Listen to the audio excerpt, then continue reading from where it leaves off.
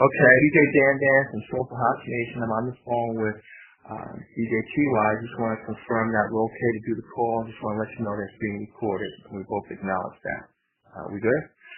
Yes, sir. Okay. All right, so let's just get started. TY, I know you've been around the game with Soulful House for a long time. Just tell us a little bit about you. Sure. First, let me say, man, thank you for inviting me. I'm glad that you decided to also introduce me with the show. And I'm also want to say that you're doing a lot of great things as far as the housing community. And please keep doing what you're doing because we need this and we need visionaries that's going to take the housing community to a whole other level. And I think what you're doing is actually a great addition for what we need in the housing community. So I definitely want to say that to you. Well, thank you. I appreciate that. No problem. Now, where have I started? Oh, wow. Okay. I try to keep everything as short and to the point as best I can. I'm going to jump around back and forth, but hopefully I can give you a good description or an idea of who I am and what I do and everything else. I mean, just like every other DJ in the city of Newark, I'm born and raised, Baker Street Project. Okay. And all right, instead of going out and getting into trouble and basically getting caught up in the system, my outlet was basically my music, and I was privileged in the fact that my grandparents were very comfortable and they were able to give me the equipment that I needed to. So instead of out there doing the crazy things with kids can get into at that time, I mainly was doing my music. I was basically going roller skating at Twin City, and that just pretty much kept me grounded.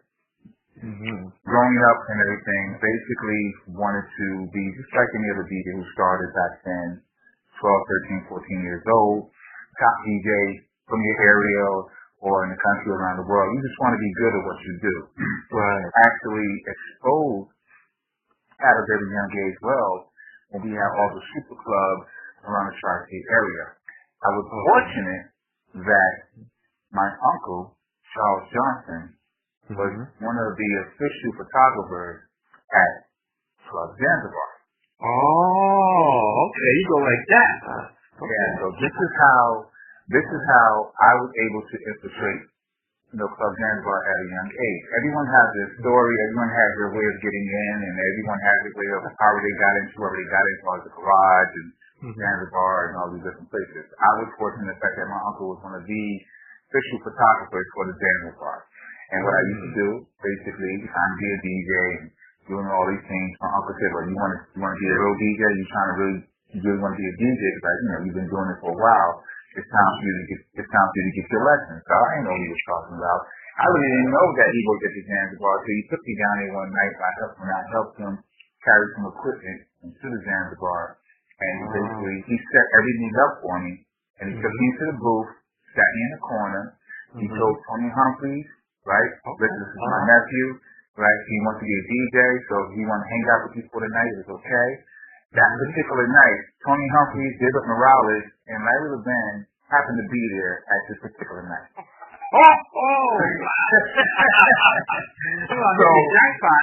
yeah, exactly. So talking about fashion session, I got everything I needed to or experience and watching and listening in that particular night. I got everything bundled up in that one night between these three DJs.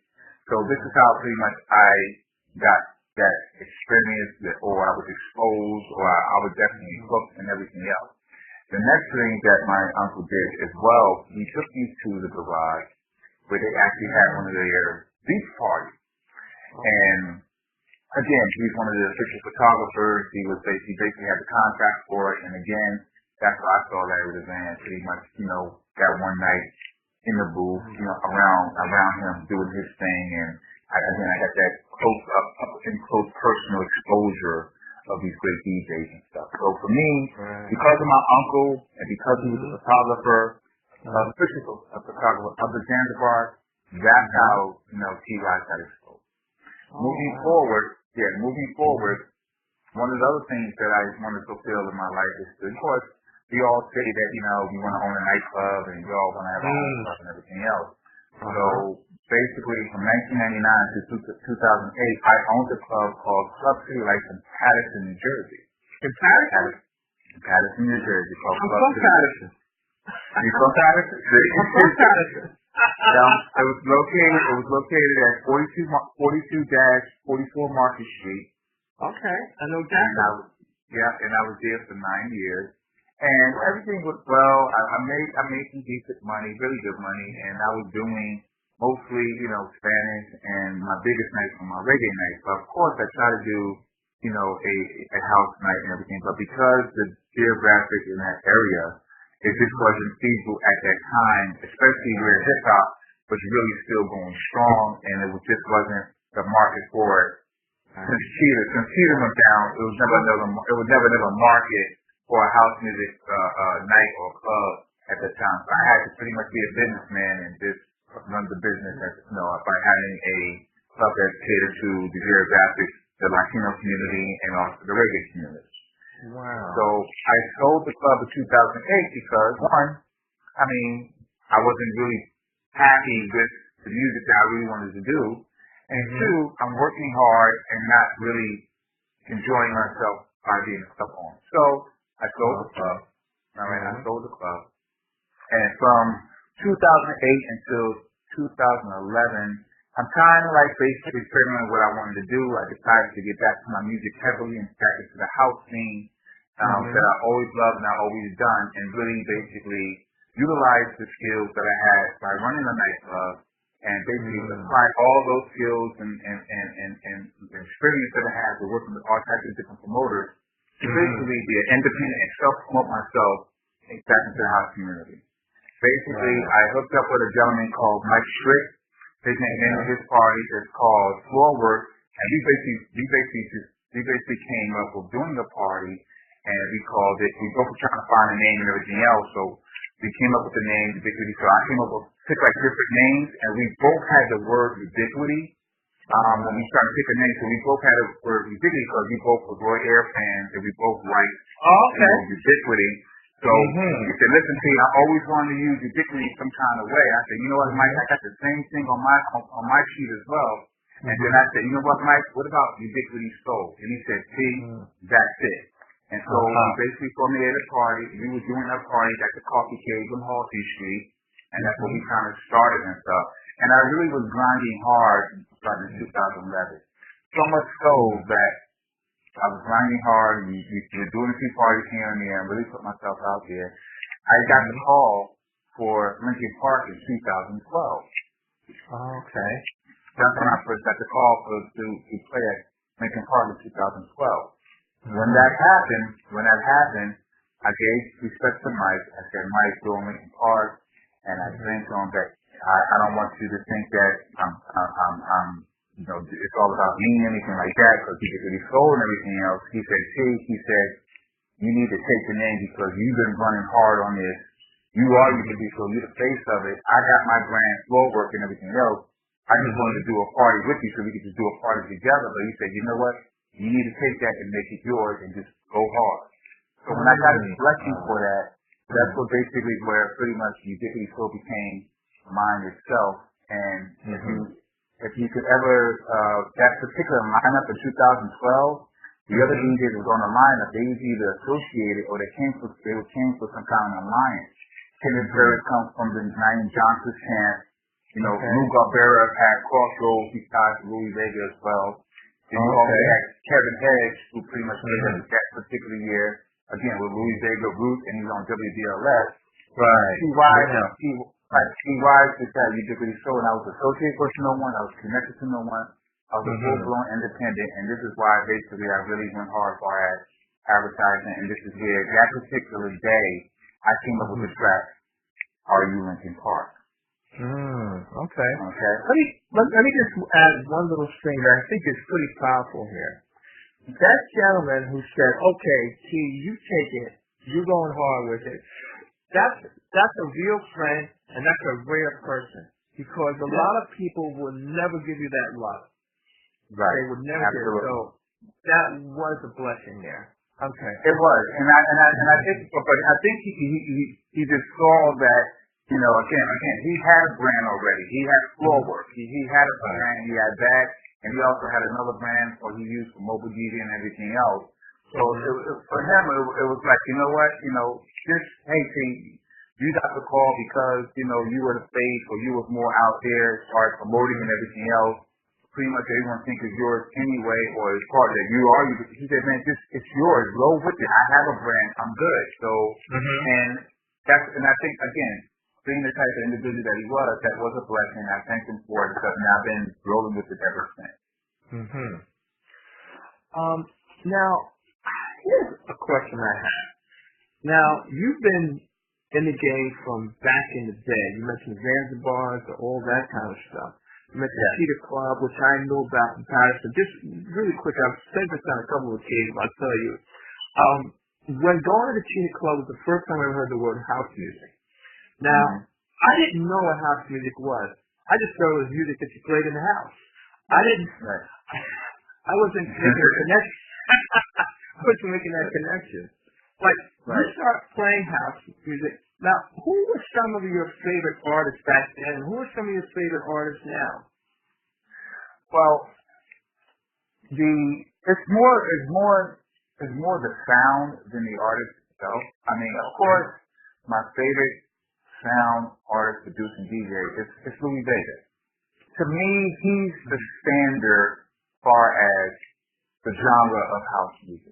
Okay, the genre of electronic dance, and you have to finish that title. When you say electronic dance, you have to finish it behind that.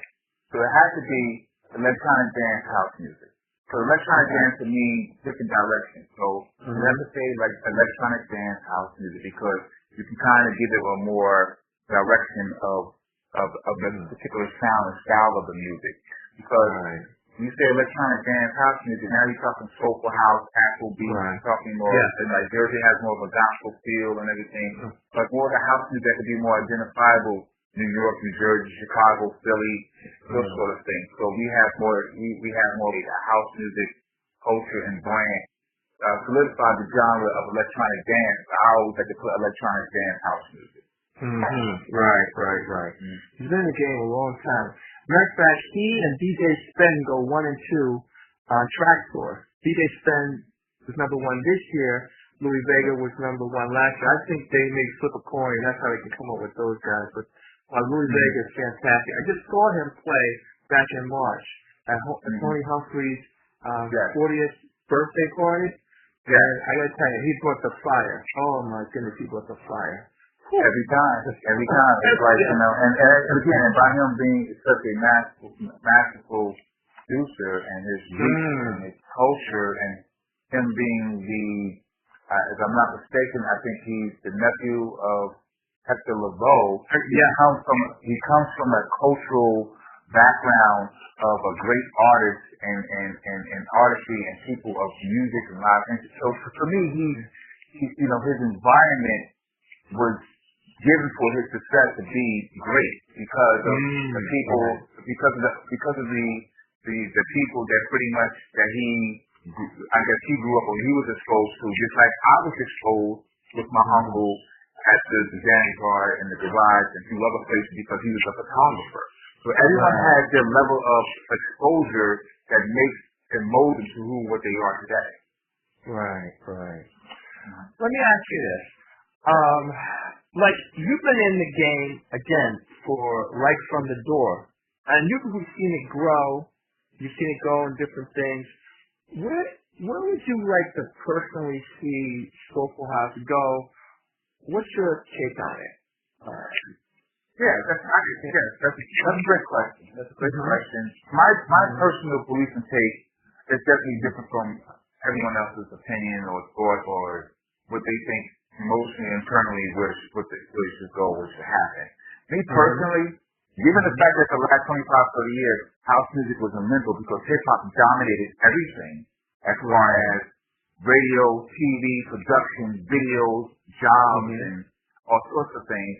We were in limbo for that time. Now that hip-hop was more like pop-pop and it basically came down from being number 1 Which is still is, but it's just not what it was used to be 25 years ago. So this is where you have the emergence of house music. Now, with that being said, we're emerging back up again, so he's in limbo, but in that process, we lost at least two good generations of up and coming house music dancers, producers, DJs, and people that could be exposed to because there wasn't a lot of venues for us to go to get them to be exposed. Matter of fact, a lot of the venues kind of disappeared.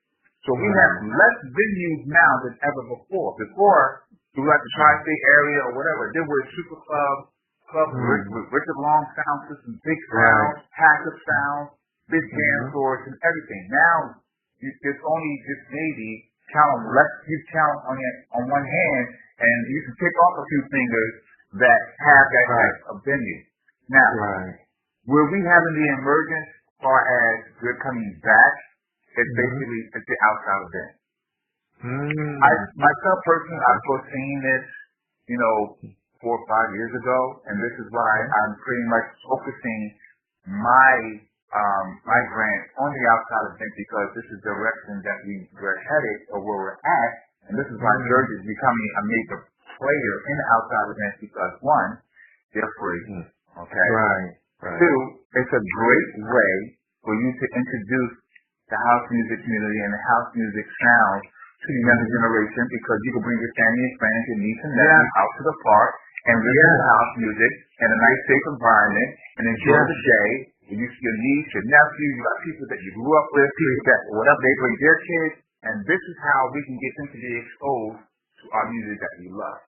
So, this is where we're basically going to be, I think, for the next 7 to 10 years, because until we get more venues, which I think we're not going to do. I think certain venues are going to pop up here and there, but we're not going to have as many venues as they were before. But this is just a way where now that we can basically get, the younger generation to get exposed. We can get the younger generation to ask questions or understand. And we can hang out with they can hang out with our families.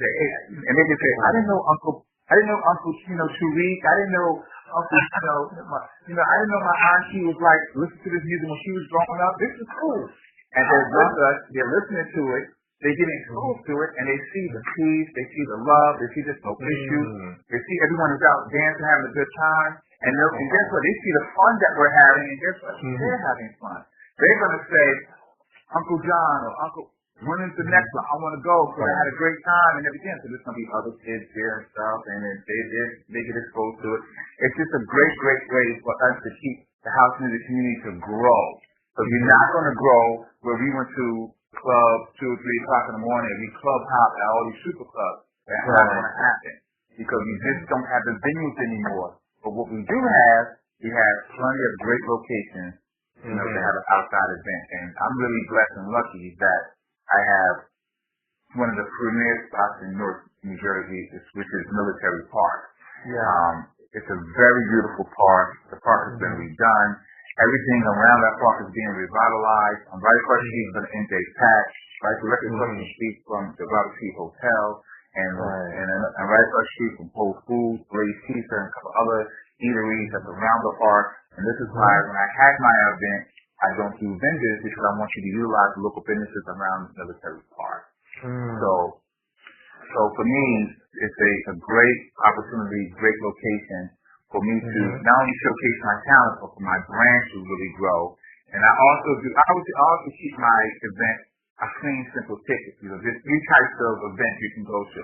You can go to a house music festival, you can go to a house music event, or you can go to a sound event. And the description for each one is a little different.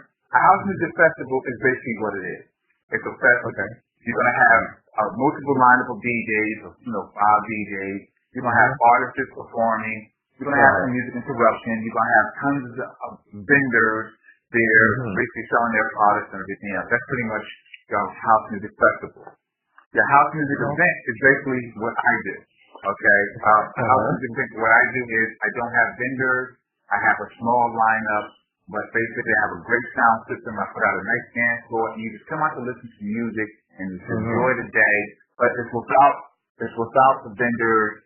It's without, the music interruption. It's without all the big lineup. It's about you just connecting with the dancers and the DJs connecting with the crowd who wants to come out and listen to music and just enjoy the day. Then you have your sound events. Your sound events are pretty much, like, for instance, like Omar Dollar, who does the Riverfront. He does after work from 6 to 9. He's a sound. He's a sound event.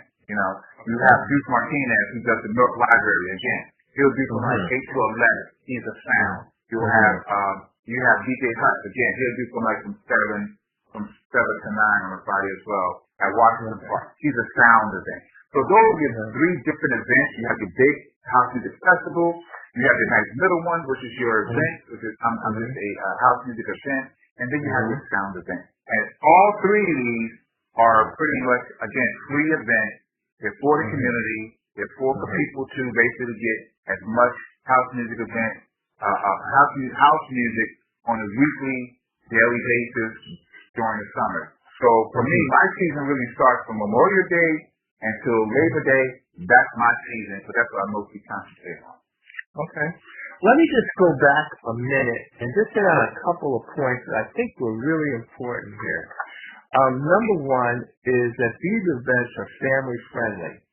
Yeah. So you don't have to worry about if you bump into somebody, you take your life into your hands. You don't have to be concerned about that. It's love, it's peace. People came to dance, reconnect, and you can bring the kids, you bring the grandkids, you can't get a baby up, you bring them with you, and you don't have to worry about somebody cussing you out from the stage and all this other stuff. You don't have to worry about that. Not to take away anything from other genres of music, but I'm just talking about the benefits of this type of music and it's family friendly. The second thing that you said, an observation I think is pretty powerful, is that you don't have the vendors and people are encouraged to go and buy stuff from the local people who are already there. So if I'm a guy who has a shop over there and you're having a house event, number one, I don't have to worry about people tearing up the place. And then the second thing is that I know I'm going to have a lot of customers that day. So hooray, let's do it. So anyway. You touched on some very, very key points, which is important. Again, I have not seen over the years, I'm going back, 10 years of house music events. Old Summit, been around for a minute. Sure. You have Little Ray, Clubhouse Jamboree. He's been doing it for like over 20 years, 22 years, 23 years. So you have a lot of Lincoln Park is going on there. I think they're going on their 12th year or something like that, 10, 12, that could be 11th year, something like that. There has not been any major instance as far as the same typical, things that you get at other genres. It just doesn't happen because house music was never that from the gate. It was never that from the gate. At any super club, at any outside event, even if it was a lounge that plays house music, it was never that because it's always about the music. It's always about the DJ connecting with the crowd, with the dancer, and with the house lover. Always. It's a totally different culture. It's a totally different mindset. You're going there to listen to music, and when you listen to house music, it goes right inside you. As you start to approach whatever location you're going to, you start to get that box, you start to say, oh man, I can't listen to you start to hear that rumble, you start to hear that sound, and you can't wait to get there because you get there and you start to listen and you listen to the music and it's just a totally different thing. And like I said, there's three different individual categories that I pretty much identify with the house music community. You have the dancers, you have your true house heads, and then you have the scene, okay? The dancers are people that go out and dance. That's all they do. That's all they're about. That's what's important to them in their life. They're just there to dance. That's all they want. They don't care if it's 10 people or 100 people. They're going to dance. That's what's important to them, okay? The second individual of the house music community are your true house heads. Now, your true house heads are the ones that went to all these super clubs and everything else, and they're there to listen to the music, listen to the DJ, see what he's playing, see what he's mixing, and everything else. And he's there basically just to listen to the DJ do his thing. And that's like a true house head. And they'll go to place to place just to say, hey, I'm going to check out this DJ, I'm going to hear that DJ because they're doing their thing. I like it. I like the way they play. I like the mixes. I like the creativity. That's what true house heads do. Okay. Then you have the scene. The scene is just pretty much, this is the ticket of the week. All my friends are going to be there. It's not about me just dancing. It's just about me being there. It's going to be really packed. I'm not going to really dance. I'm just there because it's the ticket of the day. So that's the scene. I go after my target audience is dancers first. I go after dancers first. Right. I don't have to have 3,000 people or 1,500 people. I got 500, 600 people of dancers. I got the greatest day. I got the greatest day of any festival. You know. So I go after them because I like to connect with the dancers. I like to connect with them. So I go after the dancers first. Then it's the true house heads, and whoever if the scene decides to come, they decide to come. It's not a problem because there's always other things going on at the same time. But a true dancer will come to my event because the fact that the dance floor I will have out there, the sound system I will have out there, and the fact that I would have a ticket, which is just with 3 DJs for the whole day. I'm not going to have a large lineup. It's not going to be a lot of music interruption and none of that kind of thing. It's going to be straight music and just DJs just doing their thing for the day. And that's why a lot of dancers like my event, because they can really connect with my event and just go out and just enjoy the day because they just want to dance. And again, I get a nice mixture of that, house head, and the scene, people coming out for the day with their kids and their family, and it's just a great day. And this year's going to be really big for me. I did 2 dates last year in Military Park. Now I have 4 dates. I actually have a summer series at Military Park, and I have 4 dates. Really excited. It's going to be really, really good. You know, we kind of touched on it a little bit, but in my opinion, and I just, would like to hear your thoughts. Soulful House is the original house music. I mean, later in techno, EDM, trance, all the other hocus pocus, and I say that with love. But it seems like Soulful House, which is the original house music, it's in the corner, the back, in the dark. You got to get the secret password, knock 3 times on the door, and then now you're in the first level. It's almost like you're playing a video game to find it. Now the people who are really into house know that on Friday nights you can listen to BLS. You got Kevin Hedge and Louis Vega. But I mean, if I'm in the hip hop or R&B or rock, I just turn on the radio any time of day I want, and boom, there it is. Right. And even if I want to hear KTU style dance music, which they call house, and I'm not saying it's not house, I'm just saying it's they call it, you can hear that any time of day. Why do you think, do you have any thoughts on, first of all, if my thinking is right or not, but if my thinking is right, do you have any thoughts on why it's like this, I don't know, it just doesn't seem like it gets the love, or, to me. Because it's all about money. It's all about money. It's about corporate. It's about they feel that in the corporate world, there's not a genre of community doesn't attract enough attention to sponsors who want to buy their products because who are the sponsors that can cater to the housing of the community? Well, guess what? They're really just the vendors. They're our sponsors. Those are the ones that pretty much come out to the event. They're the ones that pretty much that cater to our housing of the community. And until that basically becomes more mainstream on a corporate level, that's the only way that's going to happen. Now, as far as the radio, BLS is a great start, but we definitely need more time. We need more time. I want to be able to cut on the radio, like you said, and be able to listen to house music whenever I cut it on. All I'm asking for, God willing, just give me one house music radio station 24/7. That's all we need is one.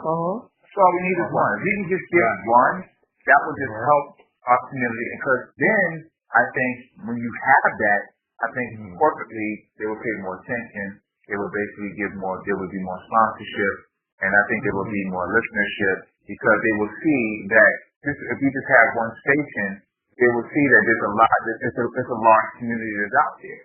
And it's a market, and there's definitely a market to be tapped into. Not just music, but fashion, advertisement there for us. When we go out to the outside events, if I'm a company that makes these tents and folding chairs and everything else, I'll be advertising my butt up on that because I know throughout the whole summer, you buying chairs, we buying tents, we buying these blow up things. I mean, I go to Soul Summit and I see a section of Soul Summit. They got blow up couches, they got blow up, sofa lounge chairs, and it's just like, I'm like, man, they made this thing like a living room, and they did this so they want to be comfortable while they just listen to music and they're in the park, just having a great time. So again, there's plenty of opportunity corporately. There's plenty of opportunity for sponsorship. I just think that we just need more exposure, and I just think that we just need a station that can kind of help that. And also too, we need to be on more, not just social media, but we need to be on some type of cable show, TV show, just all types of different channels for everything that's out there. So we don't have not one channel where we can say, hey, that caters to the house music community. All the events that we have, or all the top DJs that we have, that can be televised. Just even you can show a live stream on TV with the DJ playing and they're showing the energy of the crowd and everything else. I mean, that in itself is going to withdraw some type of level, some type of attention. I just think that it takes individuals to basically challenge themselves and go after it if that's something that they do. There's people who's into the producing, media TV market that should be able to handle that. Yourself, you're doing more of the radio and everything else. That's what you're doing. That's the direction you're going. And again, I'm staying in my lane as far as me trying to be a legitimate, strong, independent or the outside event in the house music community. Because I feel that I offer something that's a little different from all the other types of events that's out there. So I think, again, you have to go for it. You have to challenge yourself. You can't be afraid to fail. You have to say, there's a market out there for this, and I want to do it. And that's what I think has to happen. I think one person trying to do it all is not going to happen. I mean, even the top DJs that we have and everything, they're not going to do it because they're doing what they're doing now. I mean, you think about it. Out of all the top DJs that we have, you can't get 2 or 3 of them to come together to put one major big super club out there like we did back in the day. It's a no-brainer, but it's not going to happen because if I had the money, I would do it tomorrow. Let me share a couple thoughts with you. Okay, just to your point here. Okay, right now I'm contracted for 12 cable shows. I've done 10, and we're going to start releasing them very, very shortly. Someone suggested to me about a week ago. Matter of fact, it was Ricky Clark. I'm sure you know Ricky Clark. That he suggested to go for AM station. But you're adding another element to it, like an all-day station, which I think I'm like, okay, so my wheels are turning. Okay, now then also too, I've thought about what we've never done or try and do something this summer is streaming, because that's available to us. Now here's my last thought here. I just want to share with you along those lines. See, if you look at the demographics, and this is what I've been looking at, we got a little fashion thing going with Soulful House Nation, but watch this. Now, if you look at that audience, they're anywhere from 40 to 65 years old. I would say most of the house people are Soulful House people in that range. And if you look at the demographic, between 40 and 65, you're going into the financial prime of your life. So, if that's the case, then like my other business, to be transparent, I own a real estate business. Okay, so I know people are going to buy. Look, take Betty. Betty's 45 years old. And between 45 and 55, I know Betty is going to buy and she's going to have some connection to real estate, whether it's buy and sell, whether it's rent, whatever. She also is going to buy she's probably going to buy and sell a car she drives for 10 years. I know she's also Betty's going to start to have some health concerns, whether it's high blood pressure, whether it's diabetes, whether it's whatever. And I also know that she's going to start to want things. She might have kids that are starting to grow. She might have a college thing going on. She might have grants. So I'm just saying, from my perspective, it comes down to who eats off this audience. And now you can put that audience together and approach someone and say, hey, listen, Mr. Sponsor, look, this audience, this demographic, is a primary source for you to eat. I think maybe that's how we do it. But anyway, you got my juices going here. Okay. Anyway. Yeah, I mean, I think if we, I mean, my thing is this, like sometimes you have to go out there and do it yourself and to put it out there first so they can see that, hey, this is already in play. Only thing I need you to come in now and just do your thing or it's the corporate side. Like a lot of people ask me, how do I do my events without having vendors to take care of some of my expenses? I said, I'm looking at it from a totally different perspective from what you're looking at it. Because I'm not trying to do to make money. I'm making an investment into myself. Okay? Right. After I make the investment into myself and I have a successful event, now when I go to Whole Foods and tell them, pull up the days that I had my event and let me know what your numbers were for those days, that's what's going to talk to them. Yes. I have my 501c status. Okay? I have that. Now when I tell them, listen, I want you to be the sole sponsor of my event. Okay, because look at the numbers that you had for that day when I had my event, and I would want you to basically be the full sponsor of that event because, as you can see, people coming right over to you because you're right directly across the street. Now they have to pay attention. They have to pay attention. They want their numbers to go up, and as more and more people are going to come there, it makes sense for them to say, you know what, let's do collaboration. Let's get a man check so that can cut down his expenses. So I'm going to tell them, can't do this. I can't keep doing it because I just don't have the expense to do this. I need some corporate support. Can you help me so I can continue this where you can have more customers on the days that I have my event? And my event is very popular.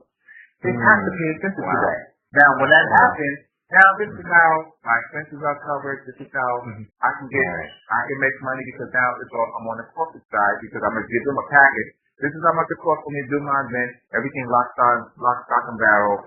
They cut me a check. Guess what? I'm good. I'm investing in myself first. I'm investing in my brand first. And I'm looking to see that I'm already practiced and ready to go. Because once they see it, it's going to make sense. Because I think that they don't want any other company out there to have their name at my event where they can basically benefit from. So now it can become like, okay, whoever comes with the better package, the bigger ticket, or whoever, they're basically going to speak to me and try to make it happen.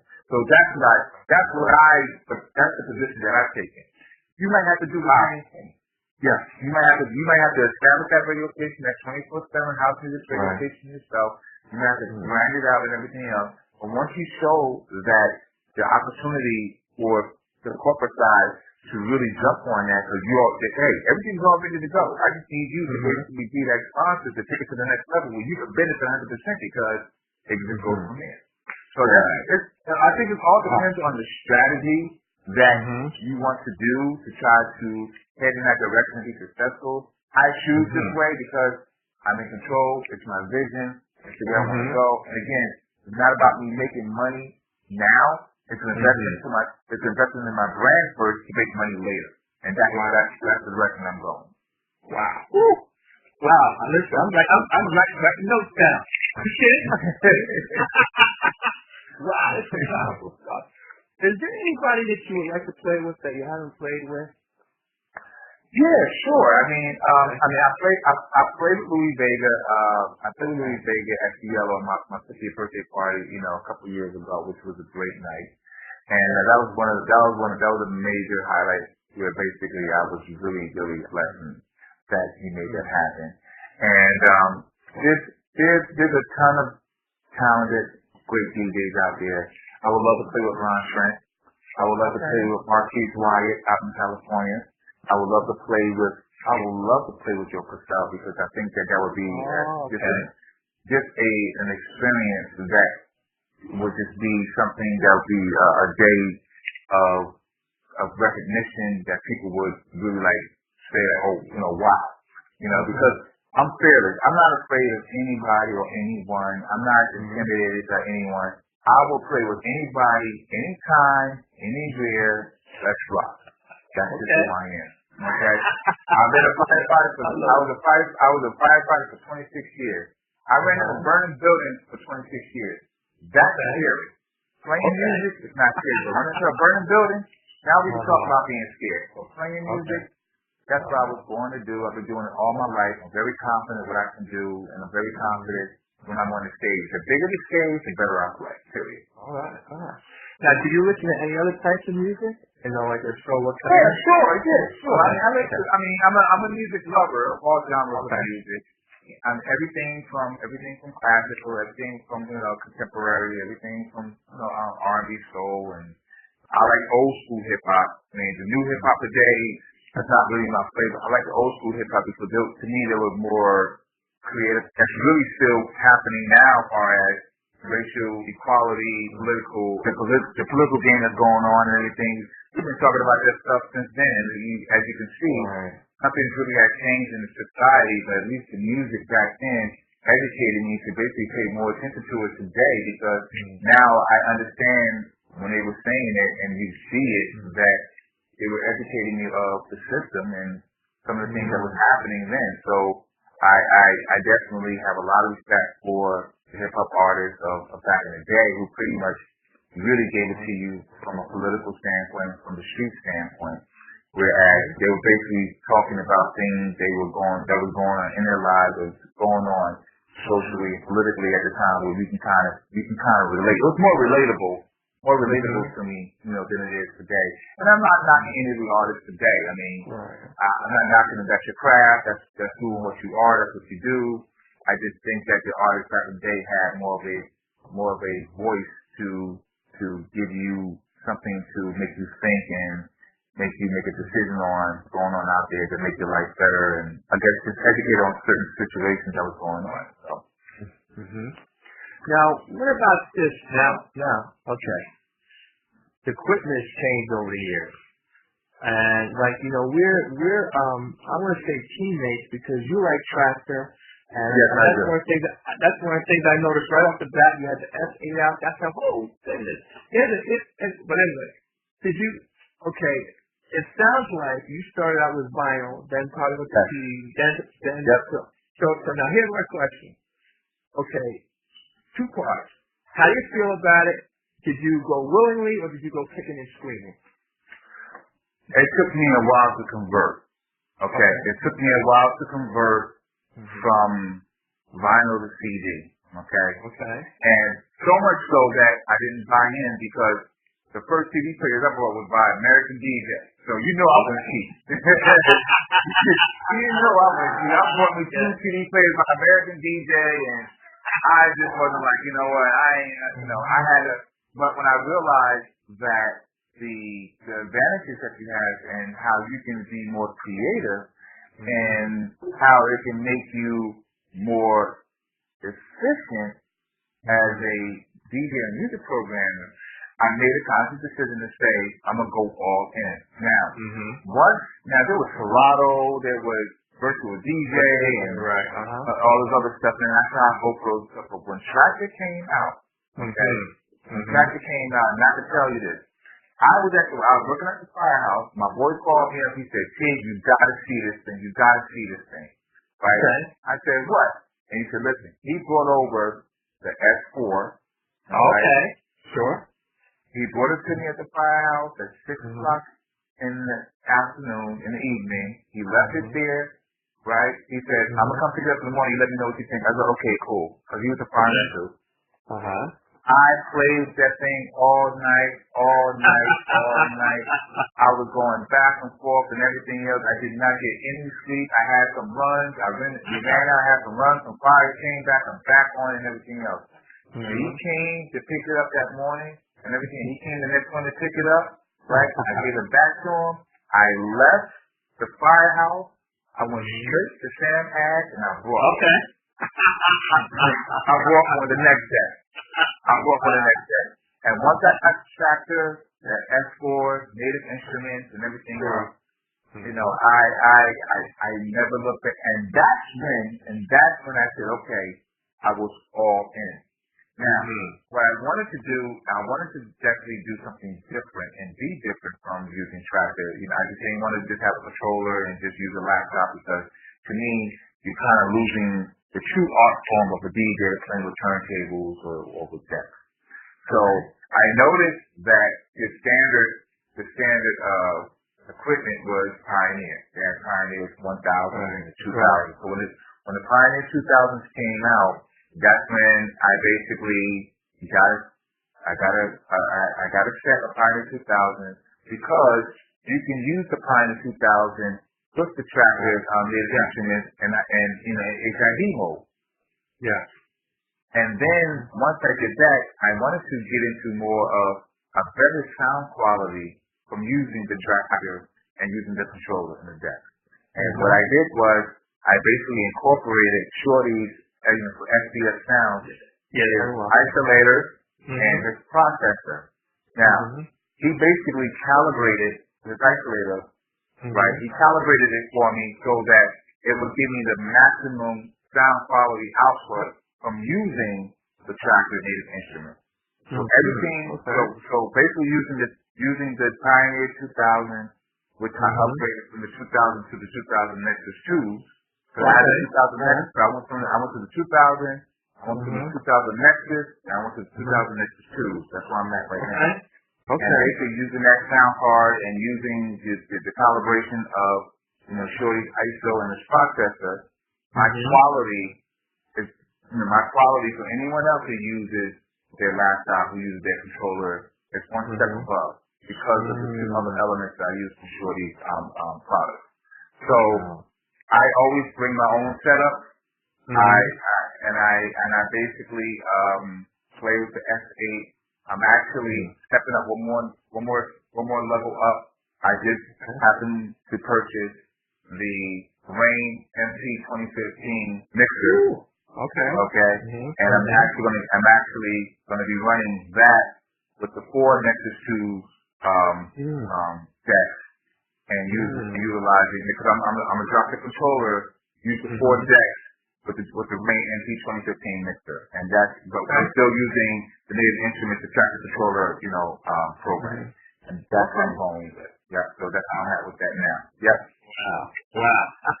Yeah. Which is unusual because most of the guys around here, now more and more they're using record box, they're using their flash drive. Also, you still have a few guys that are holding on to those CDs, they won't let them go, or they're using Serato. Now I have personally, I have Virtual DJ, I have Serato, and I have Tractor, but I just felt much more like my flow was with Tractor, and that's what I use, and so like I say, immediately when I saw you, the first time I saw you was in Jersey City on the pier. Yes. And that's what I thought. Yes, I said, "Oh my goodness!" And right away I knew it because you were like the first guy, especially in Soulful House, using Tractor, and not using the S8. Now, one time, Hippie Ferralis was using Tractor. I don't know if he still is or not, but okay. Let's see, getting down to the wire here. Are there any places that you would like to play that you haven't played? I mean, right now I'm really just focusing on military park. I don't care if I play any place or not because the military park is pretty much my baby. Military park is pretty much my path to hopefully greater things and more opportunities. Of course, essentially, hopefully, I can play at Output. I can play at Analog, which is locally right now. I would love to have played at the Paradox. I don't know if that's still there or not because they still having parties and events there. So these are some of the places I wanted to do. But you know what? I'm fine with that. If it takes me to different places and it takes me to different parts of the state or different countries, I'm all for it. I'm actually doing a party, next week in Brooklyn. I'm doing B-Sides, Funky Fridays. I'm doing that next Friday. And again, I got a lot of people coming out. They're looking forward towards it. And so wherever it takes me, it takes me. And wherever I go, I'm going to basically just try to do the things that just represent my sound with my brand. Because my description of my sound is Soulful House Afrobeat Fusion. That's my description because of the fact that I layer with using Tractor with four tracks simultaneously at one time. So that's why the description is Soulful House Afrobeat Fusion because I'm fusing everything in that layer. You'll always hear me play 3 or 4 tracks every time. If you really listen, you'll hear 3 or 4 tracks in my set all the time. All the time. Yes. You can hear the underground. That's the creative side of the technology. That's why I'm like, I'm all in. because I was always playing with three decks, a reel, and a tape deck anyway.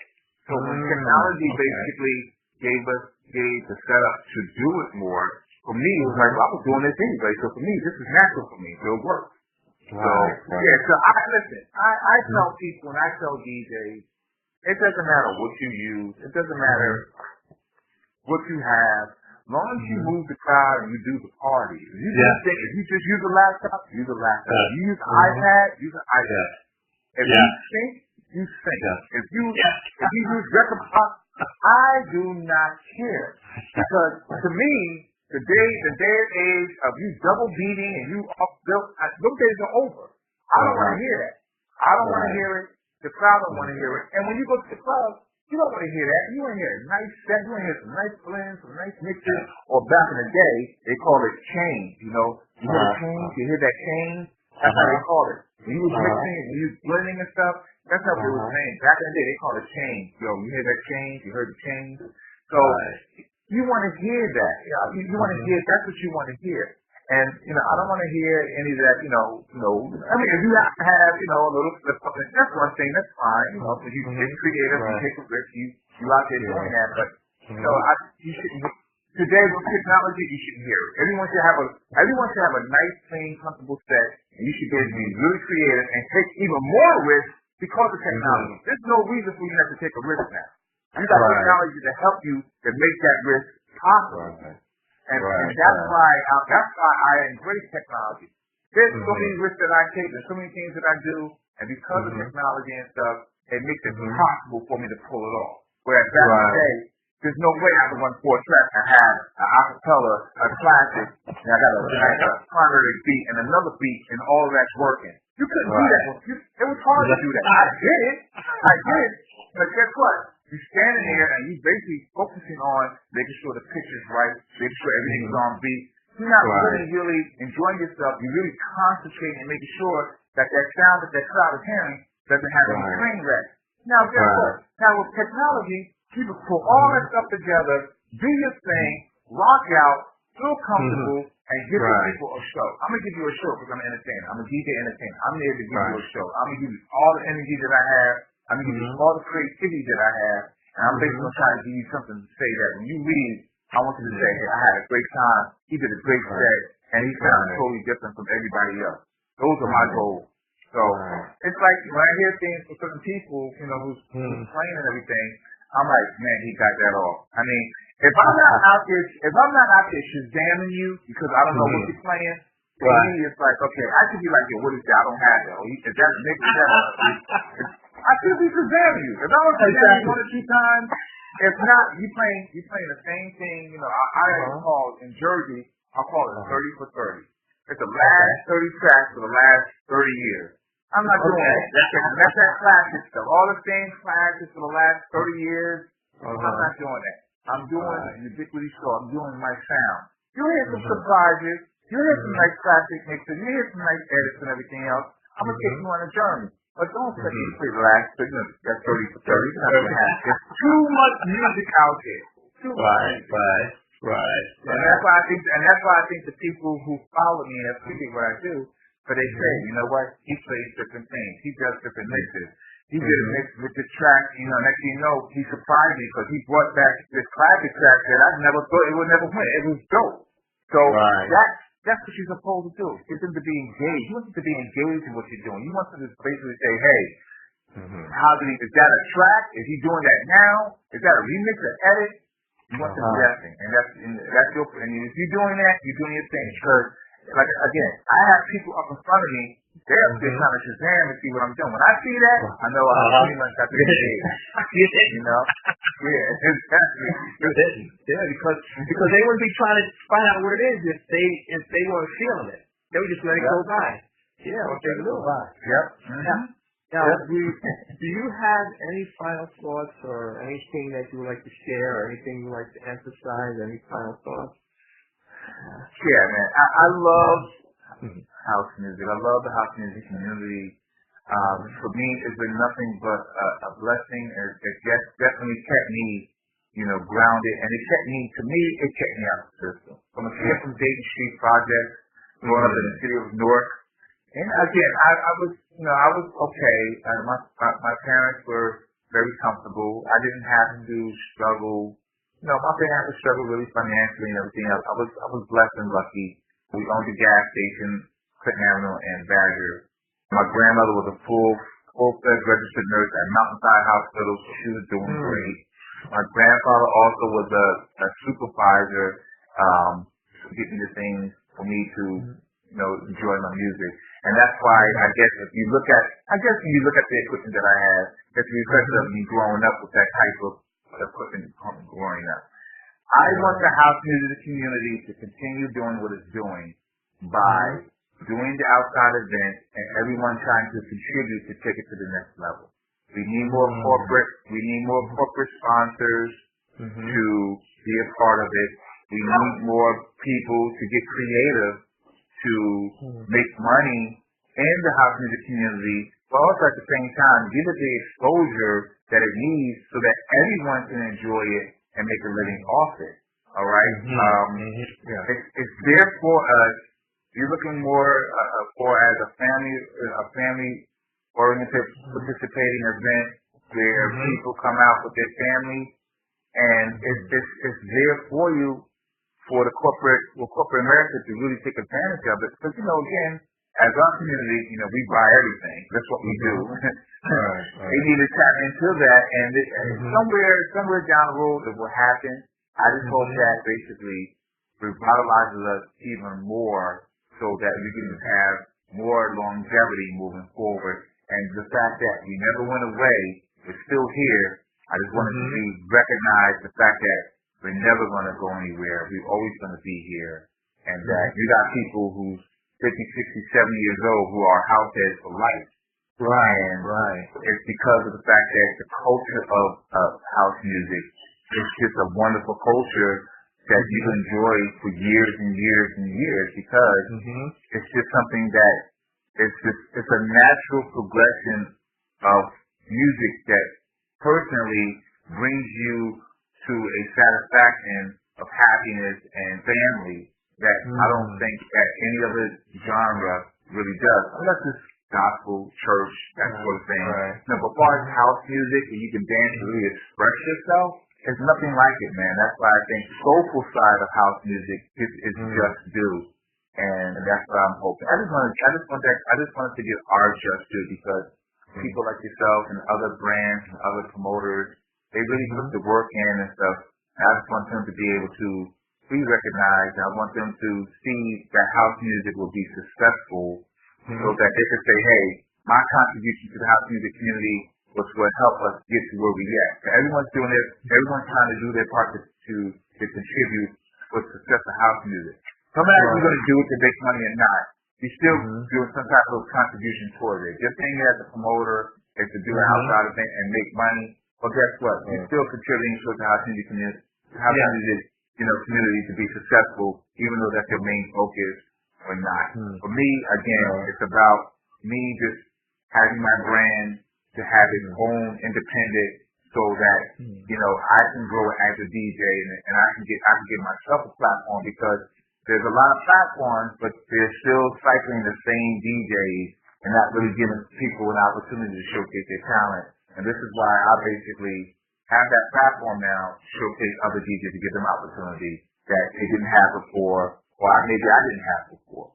I'm just trying to do something a little different and give some people opportunity. And also, trying to play some music and have fun and just enjoy the music that pretty much gave me, I think, a wonderful life. And I'm really happy with it. I'm a house head. I mean, I'm a DJ first, and that's what I do. I'm a DJ. I'm not a producer. I'm not going to be making music. I'm not going to that's not me. That's not what I'm going to do. But I play my butt off. And that's what I do. So hopefully, by me playing and putting my heart and passion into it, hopefully big things or great things or opportunities will come my way. If not, I'm going to sleep at night, because I love the music and I know the things I'm doing is for the people who's going to enjoy it, and it's basically for me to give myself the opportunity to showcase my talent. I'm trying to give other people the opportunity, and guess what? At the end of the day, I will be able to sleep at night. I will be able to sleep at night with no regrets whatsoever. Right. Yeah, if you want people to reach you, how would they do that if you want people to reach you? Or how They can reach me. They can reach me. They can reach me on my website. Just go to ubiquityshow.com. Okay, that's my website. Everything is listed on my website. If you're on Facebook, just go to DJ T-Wise on Facebook or Tim Wise on Facebook. And if you want to email me at DJTY4@gmail.com, or again, I always try to get into my brand. You can email me at ubiquityshow@gmail as well. I'm very easy to find. If you Google me, I'll find it. Just Google DJ T-Wise. That's all. Okay. All right. I'm what they say. I'm Googleable. Google. I'm Googleable. Wow. Well, first of all, I just want to tell you thanks a lot for taking time out of your schedule. I mean, we just covered a lot of ground here. And I mean, my dream, I've said it on multiple occasions, I'll say it again, is I want Soulful House music to be to the point where if I just turn on the radio at 3 o'clock in the afternoon, and I want to hear Soulful House, I can hear it. And I think that's important. I think if people get exposure, so I think people will like it if they hear it. And I think it's so amazing that most people don't know what Soulful House is. They've heard of, I can count on one hand the people have never heard house music. But Soulful House is a whole different level. And hopefully hopefully we can make a little tiny contribution and pushing it out there for everybody to hear. T-Wise, listen, thank you so much for taking time. We got to do this again. I'm sure we only did part 1 in the conversation. But yeah, and I'll be out there to support you. I'll be out there this year. And I know you'll have events. Could you just tell us, please, if you tell us your 4 events, and you have 4 events, you tell us those 4 events, and then we're going to call it a night? Not a problem. Yes. My event is Ubiquity Show at Military Park. It's located at 51 Park Place, New Jersey. I have 4 dates that basically consist of a summer house music series. The first date is going to be June 16th, where basically I'm going to have DJ Tony Tusk and Mark Francis. The second date is going to be July 21st, where I'm showcasing the next generation house music DJs with DJ Amir and DJ Mixmash. Now Mixmash is blind, and I'm looking forward to him flex. He's blind and he's really dope. I also have as my guest DJ on July 21st. It's going to be DJ Danny Arlington for Total Vibe Experience. So he's going to be my DJ for July 21st. August 11th is my International House Music section with DJ DeBig from Canada and Yuko. Yes, and Yuko with Fada. Okay. And that's my August date. And my season finale, which is going to be September 23rd, I'm basically going to go with the hometown boys, with DJ Punch Zanzibar, DJ Omar Adala, and myself. We're going to close out the city of North on September 23rd. And that's going to be on a Sunday. For the other 3 months, the first 3 months going to be Saturdays, but the season finale, September 23rd, is going to be on a Sunday. And I'm looking forward to every last one of those days. I'm the resident for all of them. Again, I try to basically showcase and give other people opportunities to showcase their talents as well. What time do they run from? What time to what time? I'm running from 1 p.m. to 10 p.m. Okay. Fantastic. Sir, thank you again so much. Thanks so much for doing this and for taking the time and just giving us your vision and also choose some other ways to look at this thing that I don't know if everybody ever thought of it this way. But thanks again, T-Wise. No problem, man. Thank you again. I appreciate it and stuff. And I see you out there on the scene and keep playing the music, okay? I'll talk to you soon. Okay. All right. Take care. Okay. Bye-bye.